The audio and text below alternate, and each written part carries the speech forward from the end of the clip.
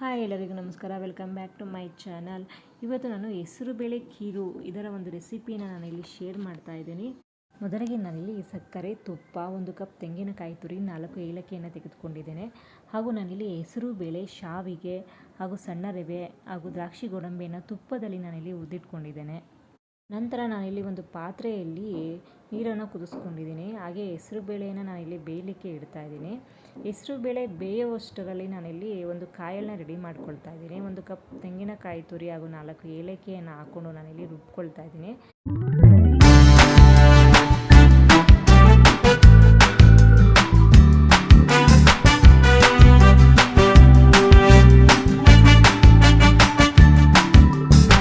ಈಗ ಇದು ರೆಡಿಯಾಗಿದೆ. ಈಗ ನಾವು ಹೆಸರುಬೇಳೆಯನ್ನು ಚೆನ್ನಾಗಿ ಬೆಂದಿದೆ ಇಲ್ಲ ಅಂತ ಬಿಟ್ಟು ನೋಡೋಣ. ನೋಡಿ, ಈಗ ಇದು ಒಂದು 70-80% ಚೆನ್ನಾಗಿ ಬೇಯಬೇಕು. ಇದು ಚೆನ್ನಾಗಿ ಬೆಂದಿದೆ. ಇದಾದ ನಂತರ ನಾನು ಹುರಿದಿಟ್ಟಂತಹ ಶಾವಿಗೆಯನ್ನು ಆ್ಯಡ್ ಮಾಡ್ತಾ ಇದ್ದೀನಿ. ಶಾವಿಗೆ ಬೆಂದ ನಂತರ ಅಂದರೆ ಒಂದು 20-30% ಬೆಂದರೆ ಸಾಕಾಗುತ್ತೆ. ಅದು ಬೆಂದ ನಂತರ ನಾನು ಇಲ್ಲಿ ಸಕ್ಕರೆಯನ್ನು ಆ್ಯಡ್ ಮಾಡ್ತಾ ಇದ್ದೀನಿ.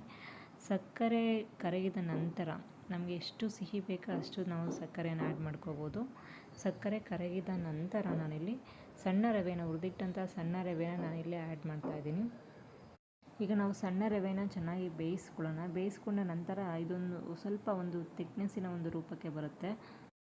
ಈಗ ನೋಡಿ, ಎಲ್ಲವೂ ಕೂಡ ಪೂರ್ತಿಯಾಗಿ ಬೆಂದಿದೆ. ನಾನು ತೋರಿಸ್ತಾ ಇದ್ದೀನಲ್ಲ, ಪ್ರತಿಯೊಂದೂ ಕೂಡ ಹೆಸರುಬೇಳೆ ಇರ್ಬೋದು, ಶಾವಿಗೆ ಇರ್ಬೋದು, ಪ್ರತಿಯೊಂದು ಕೂಡ ರವೆ ಇರ್ಬೋದು, ಪೂರ್ತಿಯಾಗಿ ಚೆನ್ನಾಗಿ ಬೆಂದಿದೆ. ಈಗ ನಾವು ಗ್ಯಾಸ್ನ ಆಫ್ ಮಾಡ್ಕೊಳ್ಳೋಣ. ಇದಕ್ಕೆ ಈಗ ನಾವು ಹುರಿದಿರುವಂತಹ ಒಂದು ದ್ರಾಕ್ಷಿ ಗೋಡಂಬಿಯನ್ನು ಆ್ಯಡ್ ಮಾಡ್ಕೊಳ್ತಾ ಇದ್ದೀನಿ. ಇದಾದ ನಂತರ ನಾವೇನು ಕಾಯಲ್ನ ರುಬ್ಬಿಟ್ಕೊಂಡಿದ್ದೀವಿ ಅಥವಾ ಕಾಯಲ್ ಪೇಸ್ಟನ್ನು ನಾವೇನು ಮಾಡ್ಕೊಂಡಿದ್ವಿ ಅದನ್ನು ಕೂಡ ನಾನಿಲ್ಲಿ ಮಿಕ್ಸ್ ಮಾಡ್ಕೊಳ್ತಾ ಇದ್ದೀನಿ. ನೋಡಿ, ಇದೇ ರೀತಿಯಾಗಿ ನೀಟಾಗಿ ಇದನ್ನು ಮಿಕ್ಸ್ ಮಾಡ್ಕೊಳ್ಬೇಕಾಗುತ್ತೆ. ಇದನ್ನು ಮಿಕ್ಸ್ ಮಾಡಿದರೆ ಸಾಕು, ಪಾಯಸ ರೆಡಿ ಆಗುತ್ತೆ. ಫಸ್ಟ್ ಟೈಮ್ ನೀವು ನಮ್ಮ ಚಾನಲ್ನ ನೋಡ್ತಾ ಇದ್ದರೆ ದಯವಿಟ್ಟು ಲೈಕ್ ಮಾಡಿ, ಶೇರ್ ಮಾಡಿ.